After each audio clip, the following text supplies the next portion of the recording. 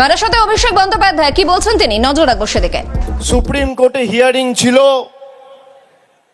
এবং দলীয়ভাবে তৃণমূল কংগ্রেস সেই মামলা ফাইল করেছে। বাংলার মানুষকে যেভাবে অত্যাচারিত করা হচ্ছিল এসআইআর এর নাম করে,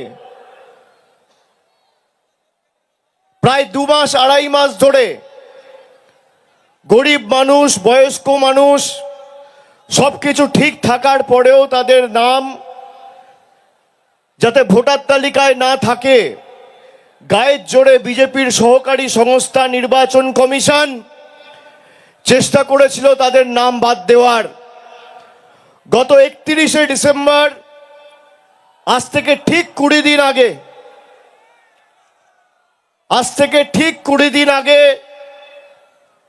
আমি দিল্লিতে গেছিলাম। আমাদের 10 জনের প্রতিনিধি দল চিফ ইলেকশন কমিশনারের সাথে বৈঠক করেছিল।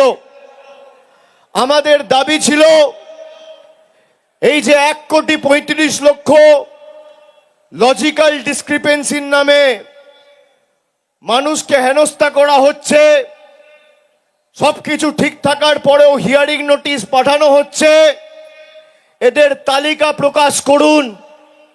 নির্বাচন কমিশন বলেছিল আমরা তালিকা প্রকাশ করব না।